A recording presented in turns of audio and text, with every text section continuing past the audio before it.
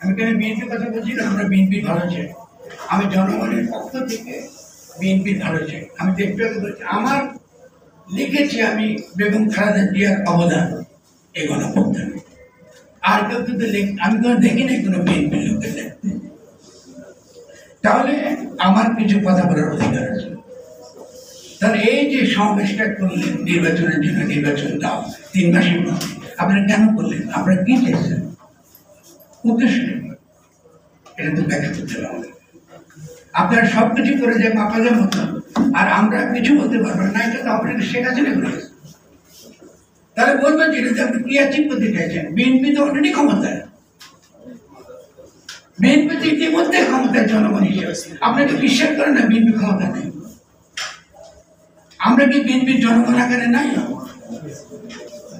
আজকে? তাহলে এটা বুঝতে হবে, এই কনফিউশনের মাথা থেকে বের করবে। দল আর জনগণ একদিন ছিল, ফলে দলকে সামনে আসবে না, দল এখন আসবেন না। আগে রাষ্ট্রটা আমরা গুছাই, শত্রুতা আমরা মোকাবেলা করি, এরপর দল আসবে। অবশ্যই দল বিএনপির অবদান স্বীকার হবে, ইতিহাসে রাখা হবে, বেগম খালেদা জিয়ার ইতিহাস রাখা হবে, এবং তারপরে আমরা সামনে আসবো।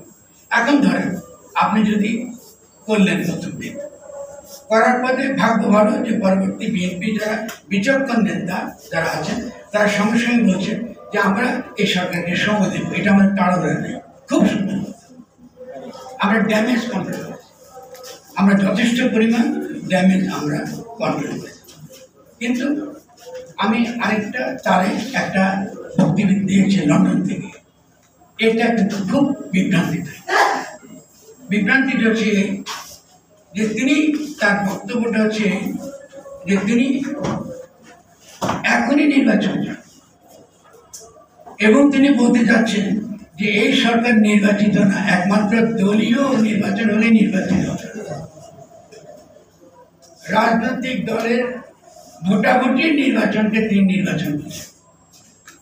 এটা ভয়ঙ্কর, এটা করা যাবে না। কারণ রাজনৈতিক দল নির্বাচন আসবে যখন রাজনৈতিক দল কিভাবে নির্বাচন করবে, তার বিধিবিধান কেমন হবে, তার আইনগুলো কি থাকবে, সেই গঠনতন্ত্র প্রণয়ন হওয়ার আগে এই দাবি করা যাবে। তিনি যেটা বলতে পারেন যে আগামী গঠনতন্ত্র যেটা করছে তাতে যেন আমরা একটা সুষ্ঠু নির্বাচন করতে পারি, একটা শক্তিশালী নির্বাচন কমিশন করতে পারি আমাদের গঠনতন্ত্রে, যেন আমাদেরকে তথাকথিত তত্ত্বাবধায়ক সরকার এই ভুল ধারণা থেকে বের হয়ে আসতে হবে।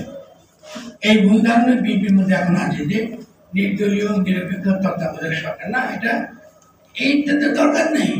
গণতন্ত্র থাকলে এই সরকার লাগবে কেন? এদের কি আছে নাকি নির্দলীয় নিরপেক্ষ সরকার? পৃথিবীর কোথাও আছে? এখন আমরা গণঅভ্যুত্থান করার পরে আবার তো আগে অতীতে ফিরে যাব। তাহলে আমাদের নতুন গঠনতন্ত্র, এবং এটা আমরা মনে করি যে এটা এখন এই তাই উচিত হবে যে গণঅভ্যুত্থান থেকে যে কথাগুলো উঠছে আমরা কেমন আমরা তার কাছে বুঝবো, তিনি এটা পরিষ্কার তিনি বুঝবেন। জনগণের রাজনৈতিক ক্ষমতায়নের প্রধান হাতিয়ার হচ্ছে প্রতিটি নাগরিকের ভোট প্রয়োগের অধিকার নিশ্চিত করা। না, গণঅভ্যুত্থানের ক্ষেত্রে গুরুত্বপূর্ণ হাতিয়ার ভোট প্রদান দ্বারা ক্ষমতায়ন হতে হবে। জনগণ তো ইতিমধ্যে ক্ষমতা, বিএনপি তো পারে না এই জাতীয় সরকারকে আপনার তাড়াইতে। বিএনপি তো উচিত ছিল এই নেতৃত্ব, বিএনপির নেতৃত্ব হওয়ার কথা ছিল, দেশ তো তৈরি ছিল, দেশ তৈরি ছিল। কিন্তু আপনারা তখন নির্দলীয় নিরপেক্ষ নির্বাচন করে করে বলে বেরিয়েছেন জনগণকে, নির্বাচনের দিকে নিয়ে চলে গেছে। তো গণঅভ্যুত্থান কথা তো আপনি বলেন, আপনারা তো এটা বলেন না যে আমরা এই ফ্যাসিস্ট সরকারকে উৎখাত করে দেব, পারেন নাই। এখন জনগণের সঙ্গে ছিলেন, ছাত্রদের পেছনে ছিলেন, এটা এই গণঅভ্যুত্থান যারা করেছে তারা কৃতজ্ঞতার সঙ্গে স্মরণ করে, তারা স্যালিউট দেয়, অভিবাদন দেয় বেগম খালেদা জিয়া। কিন্তু আজকে তারা যদি ওখানে বসে বারবার আমাদের এই সরকারকে দুর্বল করে এবং এমন সব মেসেজ দেয়, এমন সব বিতর্কিত কথা বলে যাতে তরুণরা বিভ্রান্ত হয়, এটা কিন্তু ক্ষতি হবে, খুব বড় ধরনের ক্ষতি হবে।